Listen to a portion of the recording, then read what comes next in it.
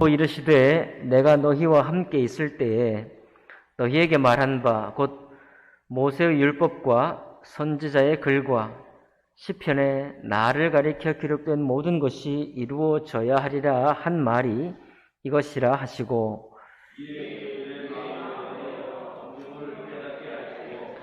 또 이르시되 이같이 그리스도가 고난을 받고 제3일에 죽은 자 가운데서 살아날 것과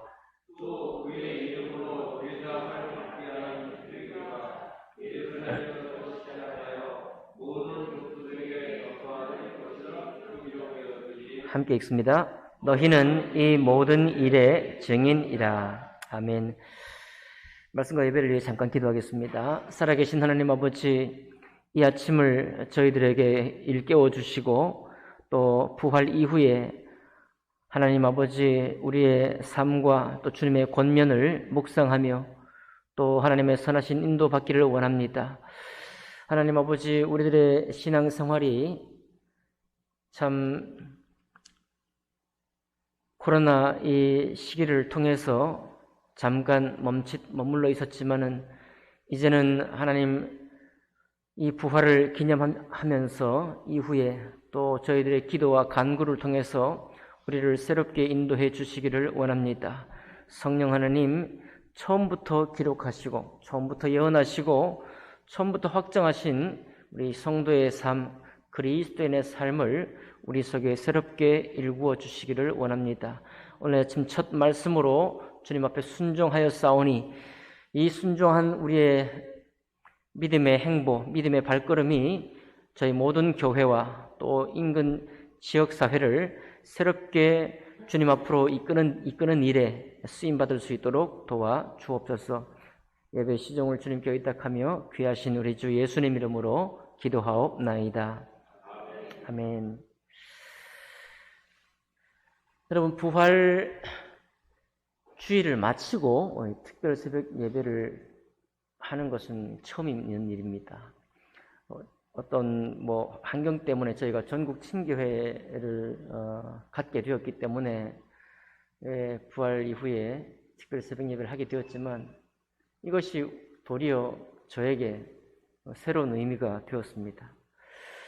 왜 그런가요? 우리가 부활절을 향해서 고난주간 일주일간을 특별 새벽 예배를 할 때는 목적이 어디 있는가 하면 부활주일에 있습니다. 부활이라는 그 사실 자체에 이르기까지 주님께서 고난받았던 그 고난에 동참하는 내 일에 특별 새벽 예배의 모든 방향이, 그리고 대부분의 모든 교회들이 부활주일 이전에 특별 새벽 예배를 하는데 다 고난주간 특별 예배예요.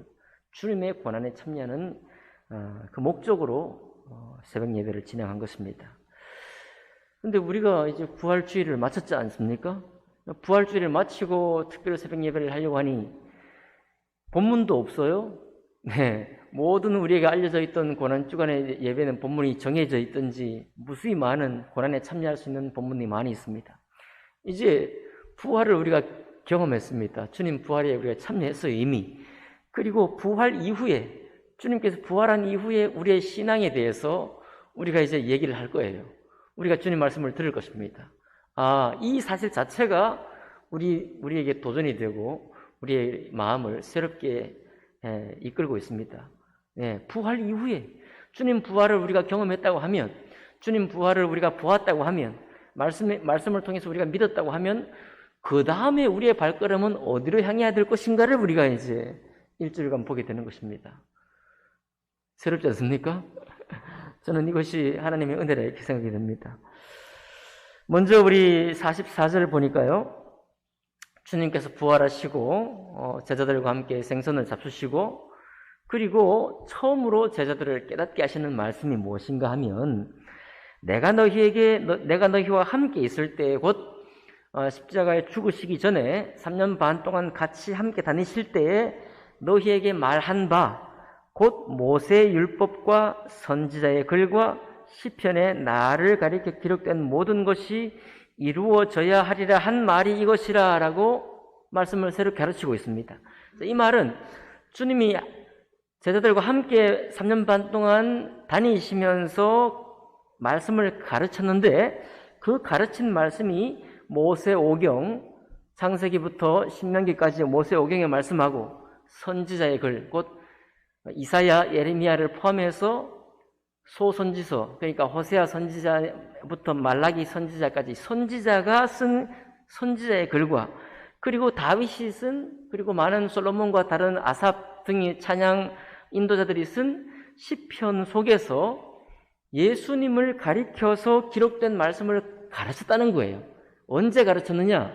부활한 이후에 가르친 것이 아니라 제자들과 함께 다니실 때에, 살아생전에, 십자가 오르시기 전에 제자들에게 가르쳤다는 겁니다. 이 말씀은 나를 위한 말씀이다.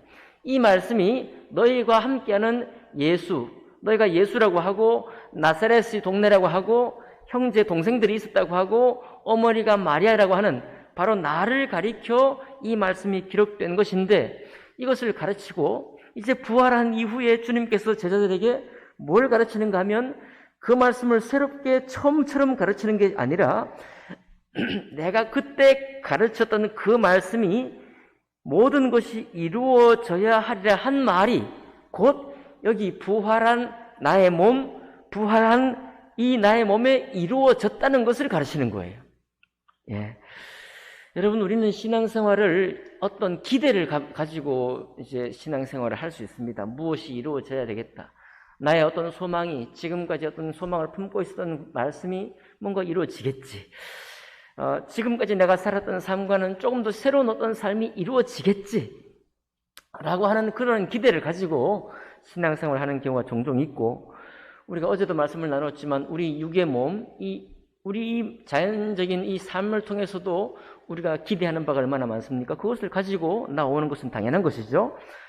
반면에 또 신령한 몸, 우리가 이미 주님께서 우리에게 새롭게 응답하시고 이루신 그 몸을 위해서 수고하는 그런 일도 우리에게 있는 것인데, 여기 오늘 이 말씀을 보니까 우리가 이제 막연한 어떤 신앙의 기대를 가지고 사는 것이 그리스도인의 삶이 아니라, 일단 먼저는 하나님 말씀에서 기록된 예수 그리스도, 우리의 구원자가 오리라고 기록한 그 말씀이 확실한 터 위에 서 있기를 우리에게 말씀하고 있습니다. 그러니까 어제 우리가 예배를 마치고 우리 청년들과 함께 신앙의 버킷리스트, 인생의 버킷리스트라는 제목으로 같이 함께 나눴어요. 그랬더니 우리 청년들이 그래도 살아가면서 어떤 걸 하고 싶은지도 잘 여러 가지를 쓰고 신앙생활 속에 버킷리스트가 뭔지를 썼습니다. 그 중에 일반적으로 알려진 것들, 하지만 청년들이 그렇게 말하니까 새롭더라고요. 성경 일독을 한번 하겠습니다. 선교 여행을 갔다 왔지만 그때는 무리 속에 갔다 왔고, 앞으로 선교 여행을 갈 때는 내가 주인이 돼가지고 내가 어떤 뚜렷한 역할을 맡아서 선교한다라는 느낌을 가지고 한번 다녀오고 싶습니다. 이런 얘기도 했어요. 어떤 형제는 109절을 암송하겠습니다. 이렇게 또 썼어요. 그런가 하면 또 모임을 다 끝마치고 로비에서 교제를 하면서 세 형제가 서로 목사님, 우리 3명 중에 신학교 한번 가는 사람이 있을지 모르겠습니다. 얘를 보내주세요. 쟤를 보내주세요. 그렇게 서로 신학교를 그런 얘기들 좀 나누었습니다. 우리가 예수님의 부활을 이제 알게 되면, 그것을 믿게 되면 우리 마음속에 새로운 동경하는 바가 있는데, 그건 뭐냐면 성경을 통해서 기록되어 있는 모든 말씀들에 대해서 이제는 여기 적혀 있는 말씀이 아니라 이 말씀이 살아서 우리 속에 응답되었다는 것을 확실히 믿는 믿음이 우리에게 필요합니다. 그래서 여러분, 이제 우리가 코로나 이전의 신앙을 되찾을 뿐만 아니라 하나님께서 우리에게 부활 이후에 우리에게 부탁하신 신앙의 모습이 어떤 그림인지를 새롭게 그림을 그려야 하고, 이제 2년 반 동안 충분히 못했다고 한다면 그 전에 신앙의 삶을 새롭게 수습을 해야 돼요. 우리의 삶을 수습을 해야 되는데, 첫 번째로 우리가 수습해야 될 게 뭐냐면 하나님의 말씀을 확실히 믿는 것입니다. 저는 신앙생활 처음 시작해서 성경책을 주석이 달린 성경책을 보는 것을 별로 좋아하지 않았습니다. 그냥 성경 말씀만 오로지 주석 보고 참고하기도 싫었고 그냥 하나님 말씀이니까 그 말씀만 순전히 나에게 말씀해 주기를 원했어요. 저는 공부를 했기 때문에 그냥 설명하는 거 딱 질색이었습니다. 그냥 하나님 말씀만 그대로 나에게 받기 원합니다 했는데 오늘 이 말씀 보니까 그러면 안 되겠어요. 주석이 필요합니다. 왜냐하면 우리가 모세오경을 읽을 때 어떤 말씀이 예수 그리스도를 향한 말씀인지 이 말씀만 있으면 우리가 몰라요. 그렇죠? 여러분 성경에는 주석이 다 잘 되어 있을 겁니다. 그 말씀들에 보면 이제 구약 말씀에 밑에 보면은 신약의 어떤 말씀이 나타내고 있다고 적혀 있어요. 그죠? 그러면 그 말씀들을 향해서 볼 때, 우리는 새롭게 감격할 수 있습니다. 이 말씀이 예수님을 향한 말씀이었구나. 근데 예수님을 향한 말씀이 미래의 말씀이 아니라 구약 성경을 쓸 때는 미래의 말씀이었지만 오늘 부활주의를 기념한 우리가 볼 때는 미래의 말씀이 아니라 전에 구약에 기록한 말씀이 예수 그리스도 안에 이미 응답되었고 이루어진 말씀이 되는 겁니다. 이미 확실히 우리에게 나타난 말씀이 되는 거예요. 그래서 이제는 성경을 읽을 때에 그 주석 성경에 있는 주님을 향한 말씀 기록을 보시면서 이것이 응답되었구나. 모세가 기록할 때 몰랐던 이 예수님이, 다윗이 기록할 때 그림자와 같았던 예수님이 이제 부활한 예수님을 볼 때 완전히 응답됐다는 사실을 우리가 확인하는 것입니다. 그 말씀의 토대가 우리에게 분명해지는 것이 중요합니다. 왜 중요한가요? 막연한 기대가 아닌 거예요.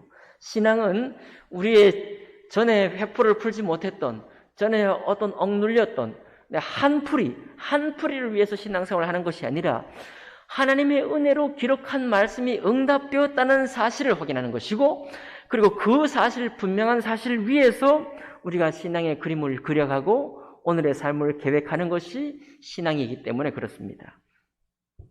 여러분, 그래서 오늘 이후에 내가 어떻게 신앙생활할 것인가, 우리가 어떤 방향으로 나아갈 것인가, 첫 번째, 우리 신앙을 수습하기 위한 첫 번째는 말씀의 분명한 뿌리, 곧 예수 그리스도를 향해 기록한 말씀이라는 것, 그 말씀의 토대를 분명히 세우는 것입니다. 두 번째는 뭐냐면 45절의 말, 이에 그들의 마음을 열어 성경을 뭐하게 하시고 깨닫게 하시고. 자, 이것은 우리에게 또 놀라운 사실을 보여줍니다. 예수님이 3년 반 동안 제자들을 가르치시고 모세오경과 선지자의 글과 시편을 통해서 무수히 많이 가르쳤는데 그때 제자들의 마음이 어땠다는 거예요? 듣기는 들었으나 마음이 열렸다는 거예요? 마음이 열리지 않았습니다. 듣기는 들었지만 마음이 열리지 않았고 듣기는 들었지만 깨닫지 못했다는 거예요. 그래서 주님께서 십자가에서 죽으시고 부활한 모습을 볼 때까지도 제자들의 눈이 열렸어요? 안 열렸어요? 열리지 않았습니다. 도대체 이것이 무슨 일인가요? 이런 일이 있을 것인가? 과연 확실히 있을 것인가라는 것. 우리의 지난한 삶의 마침표를 딱 찍고 주님의 인도하시는 성경적인 삶을 시작하는 그 마침표를 찍지 못한 겁니다. 제자들이 찍지는 못했어요. 이게 마침이 됐다는 사실, 예수 그리스도를 통해서 우리 육신의 삶이 마침이 되었다는 사실이 확신이 안 된 거예요. 결정이 안 된 것입니다. 어제 우리 청년들과 나누면서 한 청년이 그렇게 얘기를 했어요. 신앙의 버킷리스트를 쭉 쓸 수 있었는데 거기 딱 두 가지를 썼습니다. 그 두 가지 중에 하나가 뭐냐면 마음으로 믿을 수 있도록 도와달라고. 버킷리스트가 이게 무슨 말이냐 그랬더니 머리로는 알겠는데 마음으로 아직 제대로 확실히 안 된다는 거예요. 마음으로. 머리는 많이 들어가지고 알지만 마음이 깨달아지지 않는다는 것입니다. 자, 이 사실은 우리 모두를 새롭게 하는 거예요. 그렇구나. 그렇게 메시아를 갈망해서 배를 버려두고 예수님을 따랐고 수많은 기적들을 보면서 3년 반 동안 예수님이 가르치던 우리보다 얼마나 확실히 탁월하게 가르쳤겠어요. 그 탁월한 가르침을 듣고 보면서도 마음이 열리지 않았고 성경이 깨달아지지 않아서 끝까지 자기들의 기대만 가지고 예수님에게 자기들의 기대를 투영시킨 거예요. 자기들이 기대하는 바를 이 메시아라고 하는 예수님이 오셔서, 기적의 예수님이 오셔서 이루어 주기만을 그냥 소망한 것입니다. 그런데 오늘 이 말씀은 우리에게 무엇을 가르쳐 주는가 하면, 우리의 기대를 예수님이 이루어 주도록 투영시키고 소망을 하는 것이 신앙이 아니라는 거예요.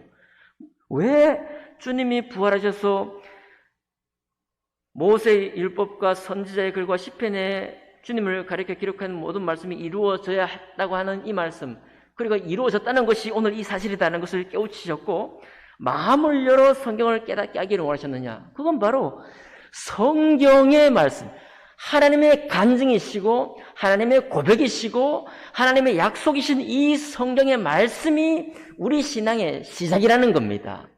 우리가 어떤 신앙의 그림을 그리나요?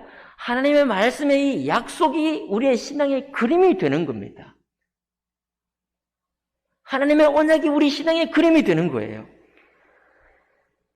그 전까지는 안 그랬다는 겁니다. 제자들은 자기들의 기대, 우리가 로마에서 회복되고 이스라엘이 정말 독립을 하고, 그리고 왕 되신 예수님께서 왕으로 우리를 다스려 주시면 이방인들은 우리에게 복종할 것이고, 우리를 그동안 괴롭혔던 이방인들은 더 이상 찍소리 못할 것이고, 그동안 오랫동안 고생했던 우리 이스라엘이 정말 전 세계에 아주 아름다운 민족이 될 것이다. 이런 기대만 있었다는 겁니다.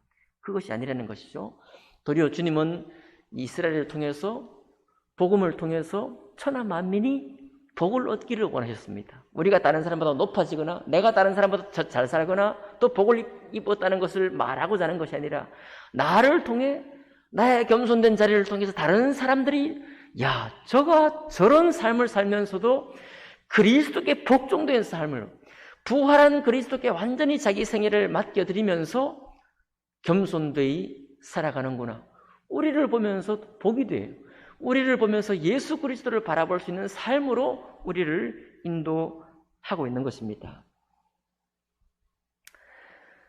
여러분, 우리가 2년 반 동안의 삶을 수습하면서 우리의 새로운 신앙의 그림을 그려가면서 무엇을 해야 될까요? 마음을 열어서 이 성경 말씀이 정말 나에게 깨달아질 수 있도록, 그것이 깨달아져서 성경 말씀이 그려주는 그림을, 신앙의 그림을 내가 살아갈 수 있도록 도와주십시오. 이것이 우리의 새롭게 출발해야 될 신앙이 할 줄 믿습니다. 우리는 어떤 그림을 그려야 될까요? 80년대 초반, 70년대 말에 그 유명한 순복음 교회는 여선교회 아줌마 전도단이 있었습니다. 교회에서 가방을 하나 사주면서요, 가방을 사주고 그 가방에 성경책을 넣어서, 전도지를 넣어서 오만 데를 돌아다니면서 전도했던 전도 아줌마, 일명 전도 아줌마로 살았습니다. 그들은 그 전도 아줌마로 사는 것이 하나님께 영광 돌리는 삶이라고 그렇게 믿었어요. 지금 당장 우리 못하겠죠? 네. 우리 어떻게 할까요? 사도행전 이제 수요일 날 말씀 보겠지만, 저들은요 매일 교회 모여서 기도하고 찬양하고 식사를 떡을 떼면서 주님을 찬미하고 복음을 전하기를 원했습니다. 연세중앙교회 윤석 전 목사, 이단 시비도 붙었다가 지금 열심히 사역하고는 수만 명이 모이는 연세중앙교회가 있습니다. 거기 교회가 어떻게 시작됐는가 하면 매일 밤마다 모였어요. 저녁 8시 모여가지고 매일 기도하고, 매일 모여서 매일 기도. 누가 그리를 하라고 그랬어요? 사도행전 2장에 있는 그 본문 말씀을 그냥 순종해서 하자 이거예요. 기도하자. 매일 모이자 그랬다는 거예요. 우리 매일 모일까요? 그게 우리의 어떤 표대가 되어야 할까요? 네. 우리는 뭘 따라하고 뭘 하는 게 중요한 게 아니라 우리가 가지고 있는 우리의 믿음의 비전을 가지고 하나님 말씀이 우리에게 비춰주시는 그 말씀을 따라서 우리가 순종하고 그것을 이루어가야 합니다. 청년들이 또 신앙의 버킷리스트를 나누면서 헌금을 하는데 정말 큰 돈을 헌금하고 싶다 그렇게 또 썼어요. 참 생각은 다 하고 있더라고요. 기부를 하되 하여튼 기부를 하고 싶다 이런 얘기도 하고, 우리는 어떻게 해야 될까요? 그것조차 오늘 우리의 기도 제목입니다. 네.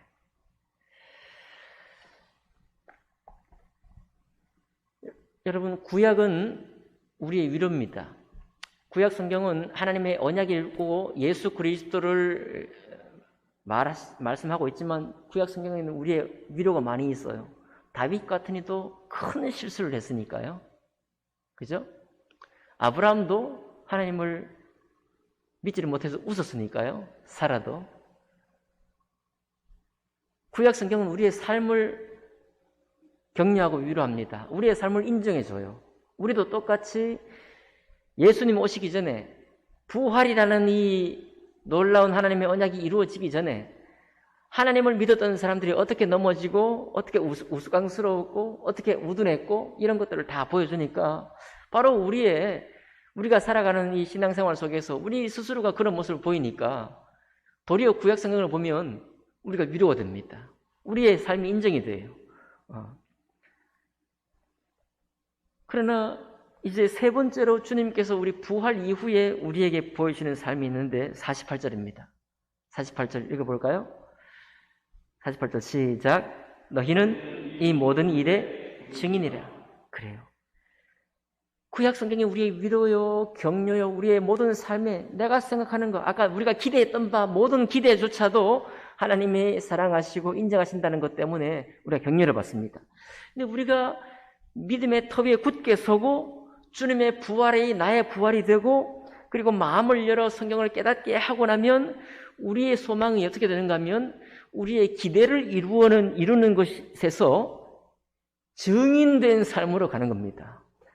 예수 그리스도의 증인된 삶으로 가고 하나님 말씀에 대한 간증으로 넘어가고 그 말씀을 위해서 사는 사도들의 삶과 같이 초대교회 신약 성경의 삶과 같은 그런 삶으로 우리를 인도하게 되는 것입니다. 그래서 부활 이후에 오늘 첫 예배를 통해서 우리가 확인할 것은 첫 번째는 말씀을 읽되 그 말씀이 예수 그리스도 우리의 구주의 부활로 이미 응답되었다는 것, 이 말씀이 이미 성취가 되었다는 사실을 우리가 깨닫기 위해서 말씀을 읽을 것이고, 두 번째, 제자들이 그렇게 많이 말씀을 들었지만 깨닫지 못했다는 것을 기억하면서 나도 그럴 수 있구나.